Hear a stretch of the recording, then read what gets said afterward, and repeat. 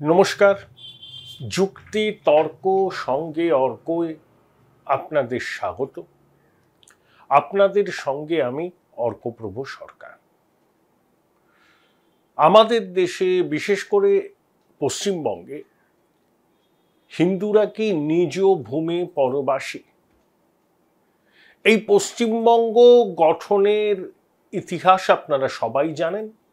বাঙালি হিন্দুর স্বার্থ রক্ষার জন্য ডক্টর শ্যামাপ্রসাদ মুখোপাধ্যায়, বিধানচন্দ্র রায়, মেঘনাদ সাহা, এন.সি. চ্যাটার্জি, ঘনশ্যাম দাস বিড়লা সবাই উদ্যোগী হয়েছিলেন। সেই জন্যই পশ্চিমবঙ্গ তৈরি হয়। আইনসভায় হিন্দু প্রতিনিধিরা বঙ্গভঙ্গের পক্ষে রায় দেন এবং পশ্চিমবঙ্গ তৈরি হয়। যে সময় ভারতবর্ষ স্বাধীন হয় তখন দেশে মুসলিম জনসংখ্যা ছিল 14% একটু বেশি। আর অদৃষ্টির সঙ্গে অভিসারে 77তম বর্ষপূর্তিতে মুসলমান জনসংখ্যা 20% আনুষ্ঠানিকভাবে, আর হিন্দু জনসংখ্যা 80%-এর কাছাকাছি। অর্থাৎ স্বাধীনতার পরে মুসলমান জনসংখ্যা বেড়েছে, হিন্দু জনসংখ্যা কমেছে। আমাদের পাকিস্তানে, পড়শি পাকিস্তানে মুসলিম জনসংখ্যা খুবই নেগলিজিবল। বাংলাদেশে 71 সালে হিন্দু জনসংখ্যা নেগলিজিবল, পাকিস্তানে মার্জনা করবেন। বাংলাদেশ স্বাধীনতার সময় সেখানে হিন্দু জনসংখ্যা ছিল 23%, এখন সেটা 8%। আর আমাদের দেশভাগের সময় ভারতবর্ষে মুসলমান জনসংখ্যা ছিল 14%-এর একটু বেশি, এখন সেটা 20%-এর কাছাকাছি। 2011 সালের পর থেকে আর সেন্সাস হয়নি। এবারের বাজেটেও জনগণনা খাতে বরাদ্দ কমানো হয়েছে 1250 কোটি টাকা। 1881 সাল থেকে 10 বছর অন্তর অন্তর দেশে জনগণনা হয়। 2011 সালে জনগণনা হয়েছিল, শেষ জনগণনা 21 সালে হতে পারলো না কোভিডের কারণে, কিন্তু তারপরেও তো অনেকটা সময় পেরিয়ে গেছে। এবারের আর্থিক সমীক্ষায় বা বাজেটে জনগণনার কোনো উল্লেখ নেই। আসলে আমার মনে হয় এই যে CA, NRC, national population register, এইসব নিয়ে বিতর্ক, 2019 সালে এনআরসি সিএ যখন লাগু করার চেষ্টা হলো তখন যে অশান্তি ছড়িয়েছিল সেটা কেন্দ্রীয় সরকার জানেন, তাই তারা খুব ধীরে চলো পদক্ষেপ নিচ্ছেন। আবার জনগণনার প্রকৃত তথ্য সামনে না থাকলে নীতি নির্ধারণের ক্ষেত্রে সমস্যা হয়। এখন সরকার যা নীতি নির্ধারণ করছে তা 2011 সালের জনগণনা থেকে প্রাপ্ত তথ্যকে সামনে রেখে। তাহলে এই মুহূর্তে দেশে হিন্দু জনসংখ্যা মোট জনসংখ্যার কত শতাংশ আর মুসলমান জনসংখ্যা মোট জনসংখ্যার কত শতাংশ, সেটাকে আমরা আন্দাজ করতে পারি, তার ধারে কাছেই হবে, কিন্তু প্রকৃত তথ্য আমাদের কাছে নেই, যেহেতু এখনো জনগণনা হয়নি। সেই 14 বছর আগে হয়েছিল। কিন্তু এরা ন্যারেটিভ তৈরি করার চেষ্টা করছে বিজেপি এবং তার ইকোসিস্টেম, যে এখানে হিন্দুরা বিপন্ন, বিশেষ করে আসাম, পশ্চিমবঙ্গ ইত্যাদি জায়গায়। আসামের মুখ্যমন্ত্রী হিমন্ত বিশ্ব শর্মা কিছুদিন আগেই বললেন যে আসামে মুসলিম জনসংখ্যা 40%-এর কাছাকাছি ছুটে চলেছে, মূলত অনুপ্রবেশের জন্য। এতে সমস্যা হচ্ছে আসামের ভূমিপুত্র অসমিয়া হিন্দু এবং অসমিয়া মুসলমানদের। যেমন ধুবড়ী কেন্দ্র থেকে কংগ্রেসের রাকিবুল হাসান 10.5 লক্ষ ভোটে জিতেছেন। আসলে আসামের মুসলিম পপুলেশন কয়েকটা জেলাতে কনসেন্ট্রেট। আসামের সবকটি জেলায় একই রকম মুসলিম কনসেন্ট্রেশন নেই পপুলেশনে। কিন্তু হেমন্ত বিশ্ব শর্মা বলছে এটা অ্যালার্মিং। পশ্চিমবঙ্গের ক্ষেত্রেও তাই, ঝাড়খণ্ড বিহারের ক্ষেত্রেও তাই। শুভেন্দু অধিকারী বলেছেন যে 72টা চেকপোস্ট বিএসএফ তৈরি করতে চেয়েছিল, জমি পায়নি, অনুপ্রবেশ হচ্ছে। মমতা বন্দ্যোপাধ্যায়, আপনার মনে আছে সোমনাথ চ্যাটার্জি যখন স্পিকার, প্রথম ইউপিএ সরকারের, এই অনুপ্রবেশের ইস্যুকে সামনে রেখে স্পিকারের টেবিলের দিকে কাগজ ছুঁড়ে মেরেছিল। তখন তিনি বামেদের দিকে অভিযোগ করতেন যে বামেরা বাংলাদেশ থেকে বেআইনি ভাবে অনুপ্রবেশ ঘটিয়ে তাদের রেশন কার্ড, ভোটার কার্ড দিয়ে তাদের বৈধ নাগরিক করেছে। এখন রাজ্যের শাসক দল তৃণমূলের বিরুদ্ধেও এই অভিযোগটা ওঠে। এখন প্রশ্ন হলো প্রকৃত চিত্রটা কি? দেখুন, পশ্চিমবঙ্গের 3টে জেলা, মালদা, মুর্শিদাবাদে মুসলমানরা সংখ্যাগরিষ্ঠ, উত্তর দিনাজপুরে হিন্দু মুসলমান জনসংখ্যা সমান সমান, মুসলমানরা হয়তো একটু বেশি। রাজ্যের অন্যান্য অনেকগুলো জেলাতে মুসলমানরা জনসংখ্যার 1/3। 2011 সালের সেন্সাস অনুযায়ী এখন তাদের সংখ্যা বাড়ার প্রবল সম্ভাবনা। সেজন্য হুমায়ুন কবির বলতে পারেন যে মুর্শিদাবাদে আমরা 70%, 30% হিন্দুরা বাড়াবাড়ি করলে ভাগীরথীর জলে ভাসিয়ে দেওয়া হবে। এই প্রেক্ষিতেই আপনার 25 তারিখে সংসদে, লোকসভায় 0 আওয়ারে ঝাড়খণ্ডের গোড্ডা থেকে নির্বাচিত 4 বারের সাংসদ নিশিকান্ত দুবে একটা মারাত্মক প্রসঙ্গ তুলেছেন। তার বক্তব্য হচ্ছে মালদা, মুর্শিদাবাদ, আরারিয়া, কাটিহার এবং কিষানগঞ্জ, 3টি বিহারে আর 2টো পশ্চিমবঙ্গ, বাংলাদেশ থেকে লাগাতার অনুপ্রবেশ। মুর্শিদাবাদ এবং মালদা থেকে প্রচুর মুসলমান ওই জায়গাগুলোতে ঢুকে জনবিন্যাস পাল্টে ফেলছে। এমন একটা দিন আসতে পারে যখন ওই জেলাগুলোতে হিন্দুদের অস্তিত্ব খুঁজে পাওয়া যাবে না। সেই জন্য তিনি কেন্দ্রশাসিত অঞ্চলের দাবি করেছেন এবং সংসদীয় দল পাঠানোর দাবি করেছেন, এবং তাতে যেন বেশি বেশি করে তৃণমূলের সাংসদরা থাকেন। তাহলে তৃণমূলের সাংসদরা চক্ষু কর্ণের বিবাদ ভঞ্জন করে দেখতে পাবেন যে ঠিক জনবিন্যাসটা কিরকম। অর্থাৎ নিশিকান্ত দুবে চ্যালেঞ্জ ছুড়েছেন যে তিনি সংসদে দাঁড়িয়ে যা বলছেন সেটা যে সত্যি,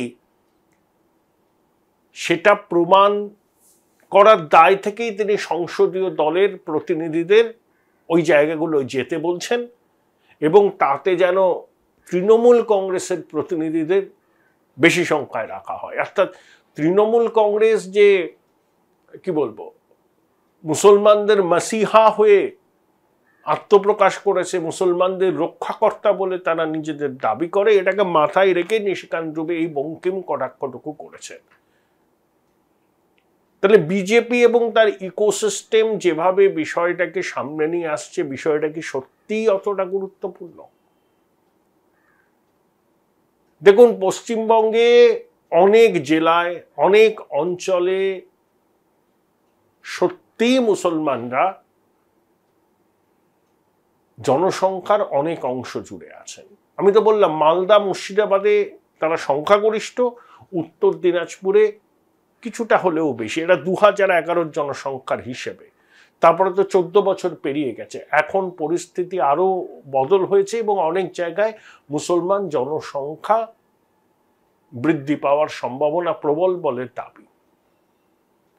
Join Indian Institute of Hotel Management now. Right choice, right decision. এটাও ঠিক যে এর ফলে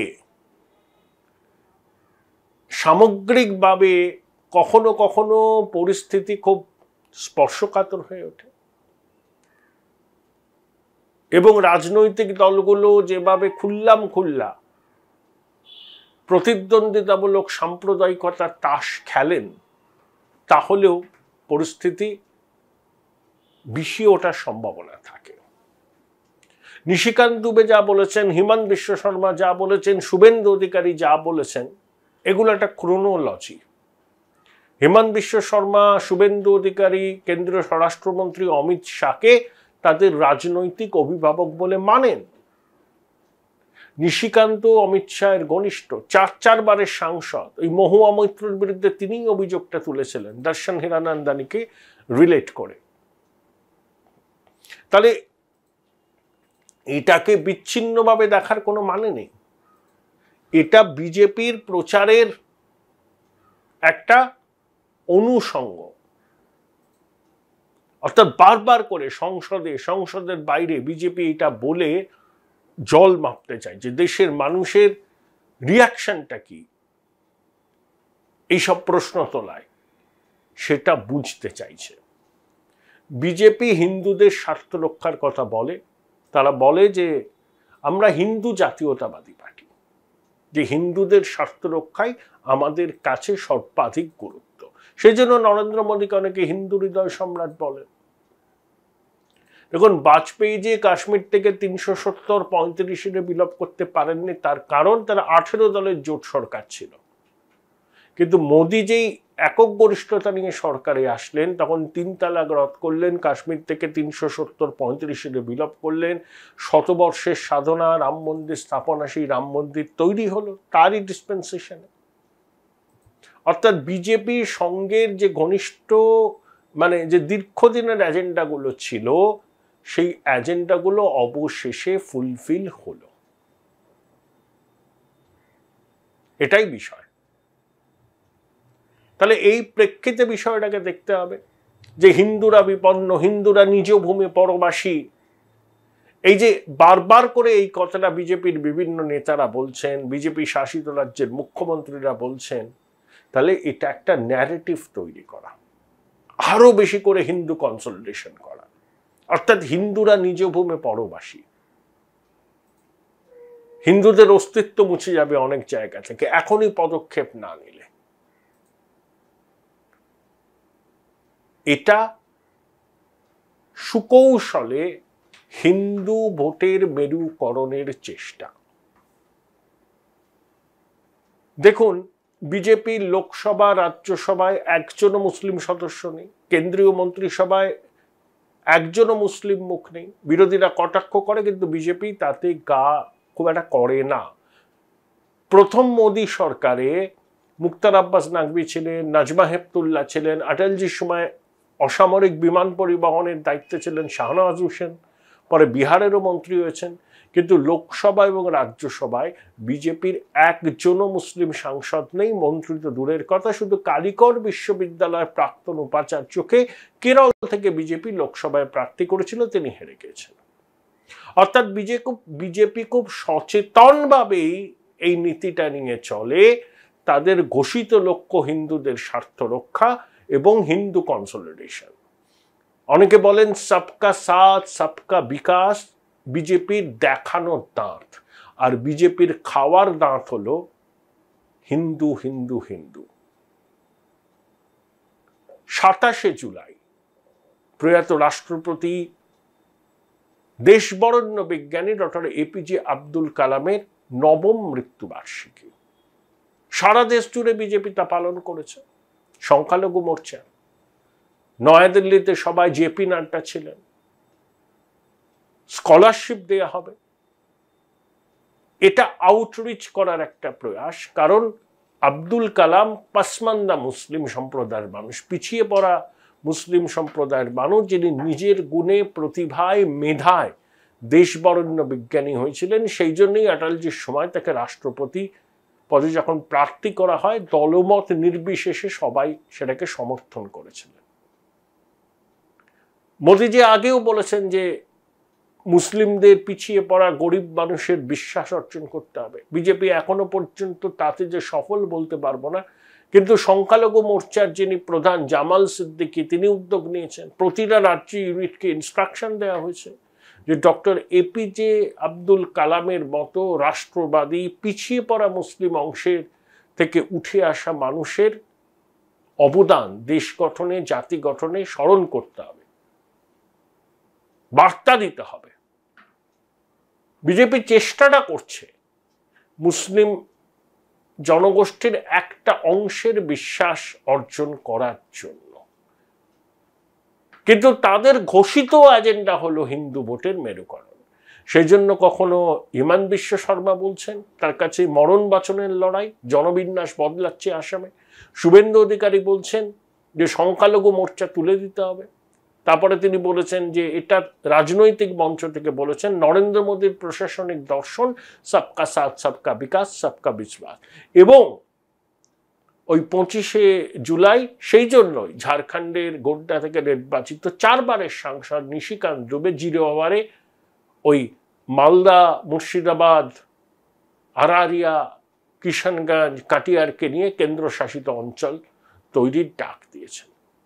পরিশেষে বলি, স্বাধীনতার এত বছর পরেও মুসলিম জনসংখ্যা বেড়েছে। এটাই হচ্ছে নেহেরু লিয়াকত চুক্তির, যেটাকে আমরা লেটার অ্যান্ড স্পিরিটে ফলো করি। 1950 সালে পাকিস্তানের প্রধানমন্ত্রী লিয়াকত আলী খান এপ্রিল মাসে ভারতে আসেন, নেহেরুর সঙ্গে চুক্তি হয়।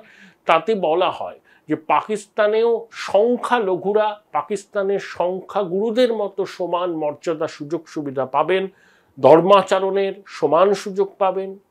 পাকিস্তানের বিচার বিভাগে, আইনসভায়, সেনাবাহিনীতে, আমলাশাহিতে সংখ্যালঘুদের প্রতিনিধিত্ব থাকবে। তারপরেও যদি কোনো সংখ্যালঘু মনে করেন যে ভারতে চলে যাবেন, যেতে পারেন। তিনি কত সম্পত্তি, কত নগদ নিয়ে যেতে পারবেন চুক্তিতে বলা ছিল। ভারতও তাই বলেছিল যে ভারতবর্ষের সংখ্যালঘুরা সংখ্যাগুরুদের মতো একই রকম সুযোগ সুবিধা পাবেন, চাকরিতে, বিচার বিভাগে, সেনাবাহিনীতে, আইনসভায়, আমলাশাহিতে। তারপরেও ভারতবর্ষের সংখ্যালঘু মুসলমানরা যদি কোনো কারণে পাকিস্তানে যেতে চান, যেতে পারবেন।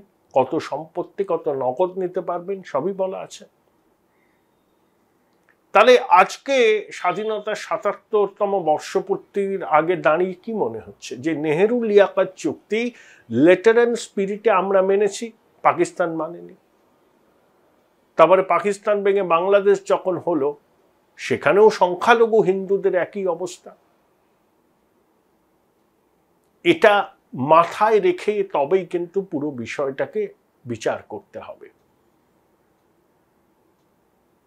বাস্তবের মাটিতে দাঁড়িয়ে তথাকথিত ধর্মনিরপেক্ষ দলগুলোকে বিচার করতে হবে পরিস্থিতিটি কি। সত্য ধর্মনিরপেক্ষতা দেখালে চলবে না, পজিটিভ সেকুলারিজম দেখাতে হবে। সংখ্যালঘু সাম্প্রদায়িকতা নিয়ে এদেশের তথাকথিত ধর্মনিরপেক্ষ দলগুলোর অদ্ভুত নীরবতা।